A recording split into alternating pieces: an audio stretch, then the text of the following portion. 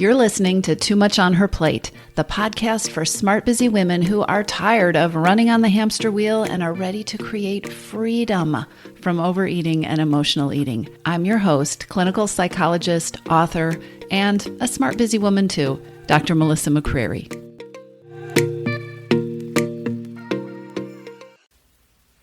Hello.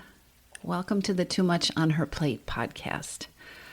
Wherever you are right now, take a moment to get present in that moment, in this moment. Take a moment to take a deep breath. Take a moment to be curious about when the last time was you checked in with what is going on inside of you, what you're feeling, what you're thinking, what it feels like to be living inside of you in this moment. Take a moment. Just breathe. I don't know, maybe I needed that more than you did, but I think it's important. I think we just get on autopilot so much of the time. This episode has a different flow to it, or I think it's going to have a different flow to it. We'll see. I was contacted recently by a writer who was writing a story. She wanted to write a piece on emotional eating, and she had some questions for me that she wanted me to answer. Her pet peeve about emotional eating was that she said, I feel like that so much of the time it gets talked about like it's there's something really wrong with you if you are eating emotionally, or it's a really deep-seated problem that's a sign of something really bad. And she said, actually, I think it's pretty normal. I think it's something that so many people, particularly women, struggle with, but because it gets treated like it's this super strange kind of behavior, or this behavior that should be so easy to control, people are embarrassed about it and people don't talk about it. And she wanted to have a conversation about some of her questions about emotional eating. So after we talked, I had these notes about the topics that she had brought up, and I thought it would be a good idea to cover her questions in this episode because they may be questions that you have. And as we had our conversation, it got me thinking about some things in a different way, and I wanted to share those with you. All right. So as you know, emotional eating is when we use food to cope with feelings. What she asked me is, so what's the number one reason that we eat emotionally? And my first reaction was, well, because we have feelings, right? We're eating to cope with feelings. But I don't think that's the best answer. And I think this is a really good question. What is the number one reason we eat emotionally? That's such a good question because one of the reasons that emotional eating feels like a topic that is not very useful is that some of the standard talk out there about emotional eating, and you've probably heard me say this before, is it's really important to recognize emotional eating, recognize when you're eating because of emotions and not because you need fuel, and don't fall for it or don't do it, do something else. Okay. I mean, how's that working? It's such insipid advice. Knowing that you eat emotionally is important, but the bigger question is, why are you eating emotionally? And the answer isn't emotions. At least the answer isn't always emotions. Sometimes we eat emotionally because we have emotions that we just don't have the skills to deal with. We don't know what to do with them. But a lot of the time, we resort to emotional eating because the bandwidth, the energy and the focus and the problem solving that it would take to deal with those emotions in the moment, to cope with them in a different way, is more than we can do. So many times we turn to emotional eating, not because we are weak or we need to strengthen our ability to deal with emotions. It's that our tolerance for the emotional situation has been weakened by other hidden hungers that are raging inside of us, right? So what is the number one reason we eat emotionally? Well, the answer differs.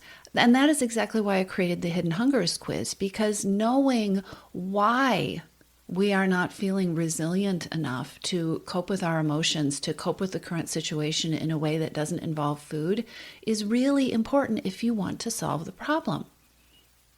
So why do you eat emotionally? Sometimes it's because you don't know what to do with the feeling. Or sometimes it's because there is something else that is restricting your ability to take care of that feeling directly. Hidden hungers like a hunger for rest because you're exhausted. a hidden hunger for self-care and me time, which leads to using food and eating to fill in the gaps because it doesn't feel like you're getting the care and the nurturing and the rewards and the recognition that you need. Sometimes it's a hidden hunger for compassion, which can be as straightforward as recognizing the difficulties in your life and being gentle with yourself instead of the negative self-talk and the judgment and the harshness and the frustration with ourselves that so often comes up when you're struggling with overeating. And sometimes it is a hidden hunger for stress relief. Sometimes we have so much stress going on in our lives that we just, all that energy gets used up and we don't have anything left over to deal with the emotions that come up that may have to do with the stress or they may have something, to do with something else. We reach for food to cope or to distract or to numb or to distance or to try to transform the situation. And sometimes that label of emotional eating gets applied in a blanket way. Oh, that's just emotional eating. That isn't very helpful. Sometimes we use that blanket of emotional eating, and if we don't recognize that there are hidden hungers happening underneath, if we don't recognize that there are reasons that we are not feeling capable of responding to our emotions in a more effective way, then it just feels like a stuck spot. Yes, it's emotional eating. I know I'm not supposed to give into it. I know I'm not really hungry for food, but you know what? In this moment, I don't really care. Okay, the reason that you don't really care isn't because you really don't care. It isn't because you are incapable of not emotional eating. It is because there is a reason going on beneath the surface that needs to be addressed in order for you to be unstoppable, in order for you to be resilient, in order for you to have the bandwidth to conjure up the energy, to care enough to start to think about and to have the energy to be able to creatively think about other solutions and other scenarios and other ways that you can be in the world instead of reaching for something to eat. So I hope that makes sense. The bottom line is knowing that you're emotional eating is an incredibly powerful thing to know. An even more powerful thing to know is what is the number one reason that you are eating emotionally? Because sometimes, a lot of the time, it is more helpful to target your primary hidden hunger than it is to start fussing with your emotions. Because as long as that hidden hunger is making it difficult for you to fuss with or deal with or tolerate or challenge or manage your emotions, everything else is going to be harder than it needs to be. Now, the second question that came up was, do you think emotional eating is more prevalent in women, in the female population? And I think that, yes, as a generalization, and again, anytime we talk about large groups of people, it is really difficult, or if not impossible, we have to talk in generalizations. But as a generalization, people who identify as or are socialized as women are also socialized in a different way than people who are socialized as men to tune into emotions and to care for and to prioritize the emotions of others. And that often comes at the expense of taking care of themselves. So for women, it is not uncommon, in fact, it is very common to be socialized to tune into taking care of other people, to be worried about what other people are feeling, and to feel like that can be more important than taking care of themselves and their own feelings and their own needs. And when you don't feel like you have the space or the time or the right to respond to your own needs and feelings, guess what? It becomes so much more tempting to use food to try to fill in the gap.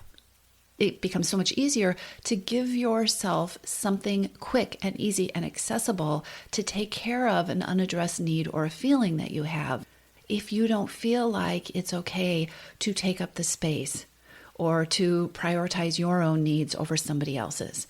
And let's face it, food is so accessible. It is so easy, and it is easy to use food as a cheap temporary substitute for a deeper need or a deeper hidden hunger.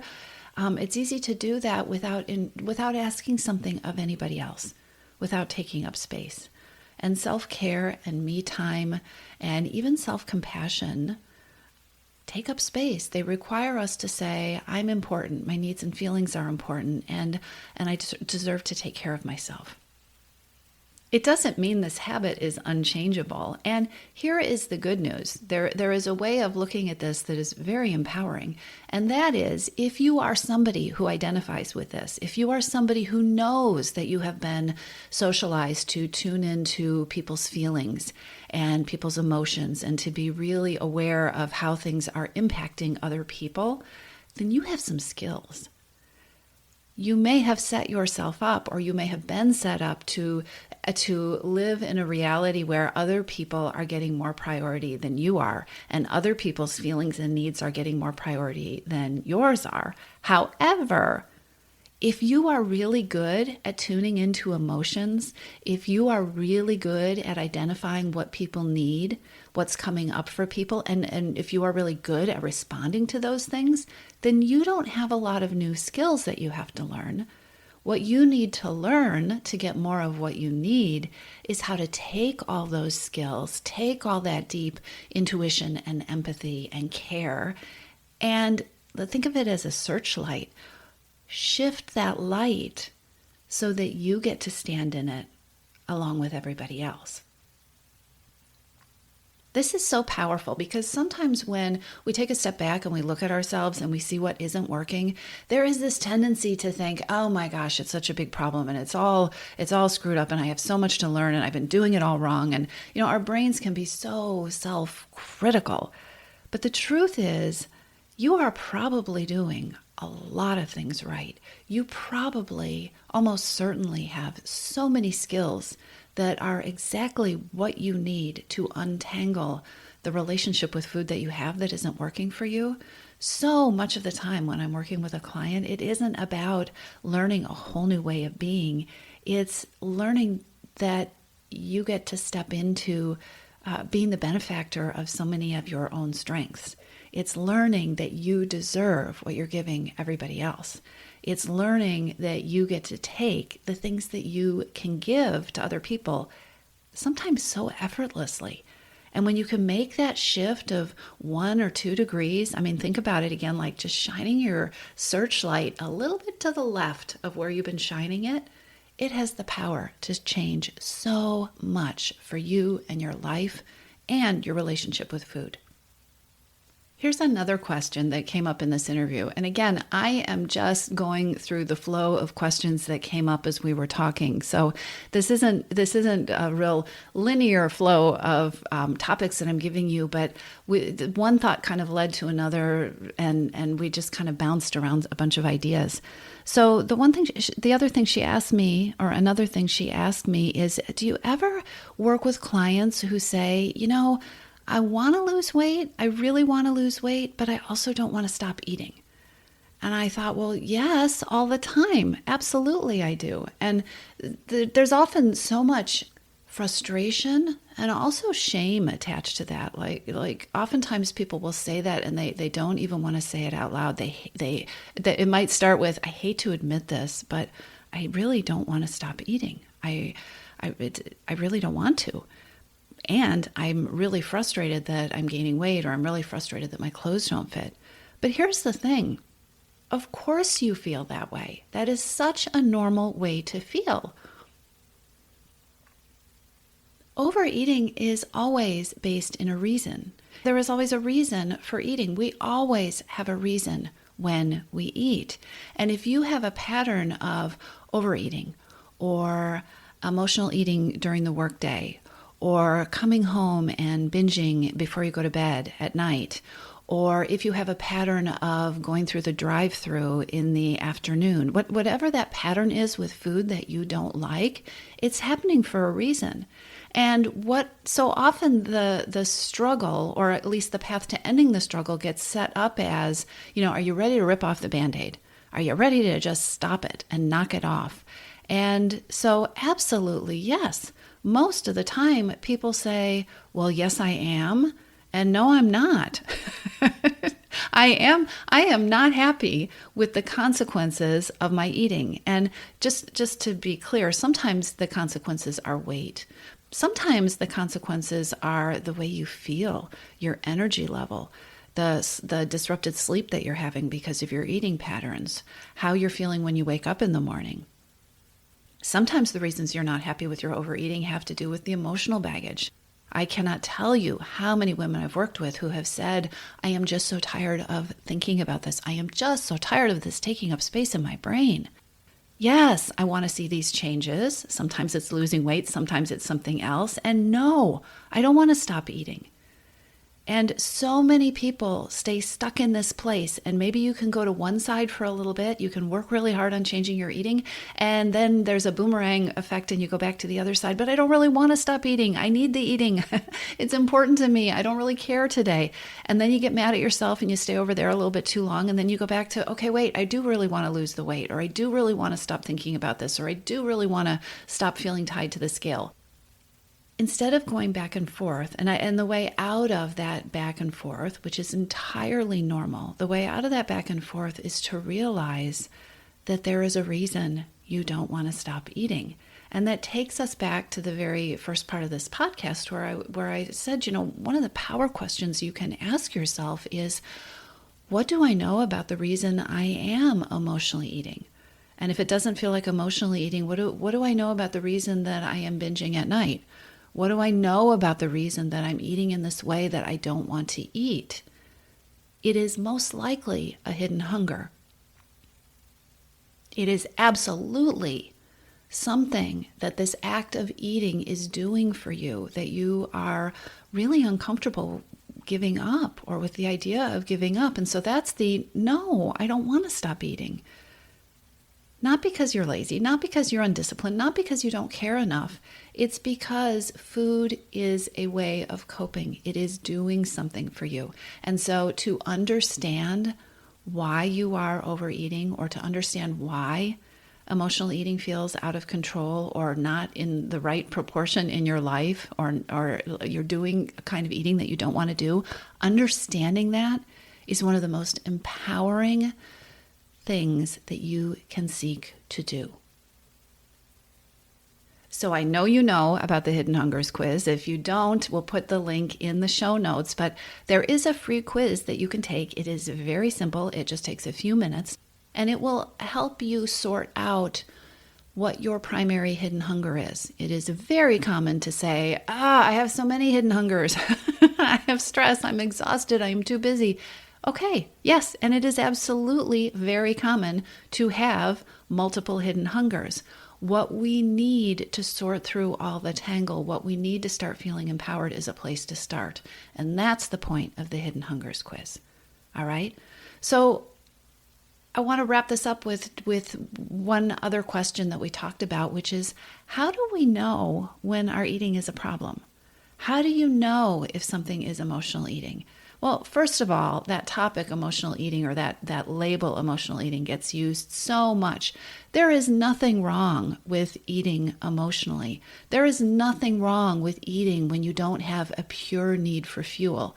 Just about all of us eat emotionally at times. I think the important question to focus on is whether or not the way of eating that you've got going on, whether it's emotional eating or overeating or whatever you're going to call it, is it a problem for you? And you get to decide that.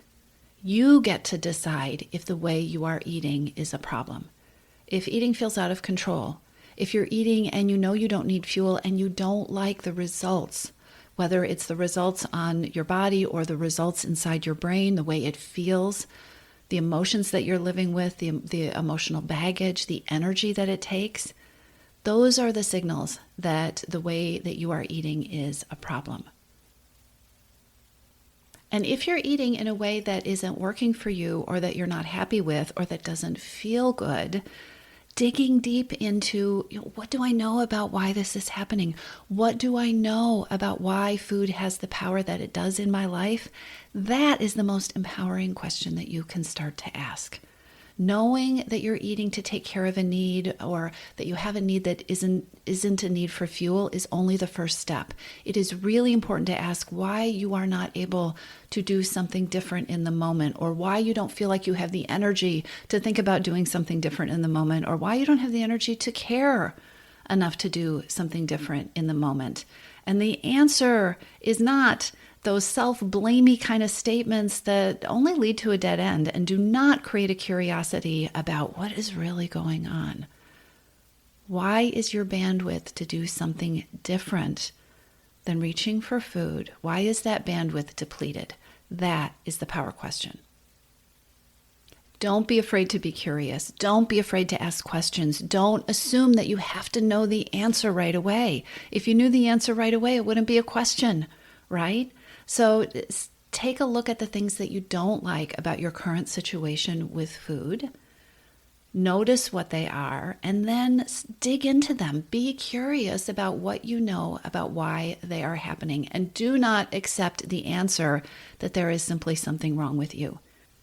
It is so tempting to blame yourself and then fall into that place of guilt and blame and shame or frustration or hopelessness. It is so tempting to do that. And it is also so tempting to get into an argument around why it is true, why there is something wrong with me, why it is all my fault, why I really am, lazy or undisciplined. Let's not do that argument. Know that it is not helpful. Self-blame is a dead end that is not going to get you anywhere in changing your relationship with food. Being curious, asking questions, understanding why the balance of power is out of whack, why food has the power, that is how you take your power back. That is how you deflate the power that food has in your life. And that is how you start the ball rolling so that you can shift your relationship with food, so that you're not struggling to be in control, so that you're not struggling with cravings that you don't want to have, so that you're not trying to sit on your hands so that you won't overeat, but so that you feel like you are in the driver's seat, making the decisions with food that serve you, that work for you, and so that you are getting your needs met in a way that actually feels good and satisfying and helpful. So that's what I talked about with this writer last week, and I hope it is helpful for you too. I hope it gets your brain moving in some new directions, and most of all, I hope it gets you asking yourself some new and more powerful questions about why you eat, how you want to eat, and what can be different in your life. I'll talk to you soon. If you're ready to lose your overeating and emotional eating habits, and you are ready to step into a relationship with food that fits you, one that doesn't rely on willpower and deprivation, then now is the time to join your missing piece. Enrollment is open, and this is the perfect time to join me. Go to toomuchonherplate.com/freedom, or just click on the link in the show notes. Your Missing Piece is the program where I show you step-by-step how to create freedom from overeating with a unique combination of psychologist-designed, personalized work with me, coaching, and smart strategy. You'll learn how to reclaim your power, ditch the diets, and create results that are built to last. Check it all out at toomuchonherplate.com/freedom, and I'll see you inside.